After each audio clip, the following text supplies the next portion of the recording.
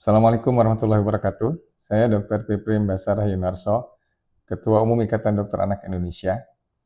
Kami menyambut baik kebijakan Bapak Presiden Republik Indonesia, Bapak Prabowo Subianto, yang telah menetapkan tunjangan sebesar 30 juta rupiah per bulan bagi dokter spesialis, termasuk dokter spesialis anak yang bertugas di daerah tertinggal. Kebijakan ini merupakan bentuk apresiasi atas dedikasi dan pengorbanan para tenaga kesehatan yang melayani masyarakat di wilayah dengan akses terbatas. Namun demikian, agar tujuan mulia ini dapat terlaksana secara efektif dan berkelanjutan, ada beberapa hal penting yang perlu diperjelas dan disempurnakan. Yang pertama, kejelasan status penugasan. Ini penugasan sementara atau penugasan permanen. Pemerintah perlu menjelaskan apakah tunjangan ini berlaku bagi dokter spesialis yang menjalani penugasan sementara, misalnya melalui program Nusantara Sehat atau program PDGS, pendayagaan dokter spesialis, atau juga mencakup dokter spesialis yang menetap dan bertugas secara permanen di daerah tersebut.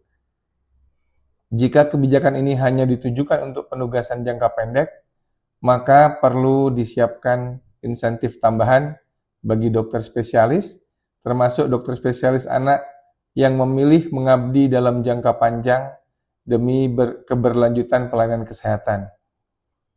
Poin kedua adalah jaminan tunjangan dan insentif tanpa potongan. Tunjangan dan insentif yang dijanjikan harus diberikan secara utuh, tanpa potongan apapun, dan dijamin dengan dasar hukum yang kuat. Dokter spesialis yang bekerja di daerah terpencil telah menghadapi berbagai tantangan berat, sehingga hak-hak mereka harus dilindungi sepenuhnya, agar semangat pengabdian tetap terjaga. Poin ketiga adalah penyediaan tempat tinggal yang layak. Selain tunjangan finansial, pemerintah daerah juga wajib menyediakan tempat tinggal yang layak dan memenuhi standar minimum sebagaimana yang diterapkan di daerah perbatasan dan daerah tertinggal, terdepan dan terluar.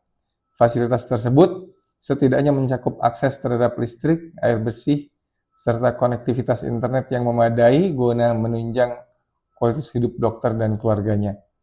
Pembenahan infrastruktur fasilitas kesehatan.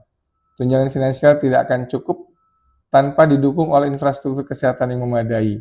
Pemerintah pusat dan daerah perlu memastikan bahwa rumah sakit atau puskesmas di daerah tertinggal dilengkapi dengan peralatan medis esensial, akses obat-obatan, serta alat diagnostik yang sesuai, agar para dokter spesialis dapat menjalankan tugas dan kompetensinya secara optimal. Kami dari IDAI siap bekerja sama dengan pemerintah dan para pemangku kepentingan untuk memastikan kebijakan ini berjalan efektif, dan kami juga mendorong evaluasi berkala untuk menyesuaikan kebijakan dengan realitas dan kebutuhan di lapangan. Kami percaya bahwa dengan dukungan penuh dari pemerintah, para dokter spesialis, termasuk dokter spesialis anak, akan semakin termotivasi untuk berkontribusi di daerah tertinggal, sehingga kesenjangan layanan kesehatan anak dan masyarakat secara umum di seluruh Indonesia dapat terus berkurang. Terima kasih. Assalamualaikum warahmatullahi wabarakatuh.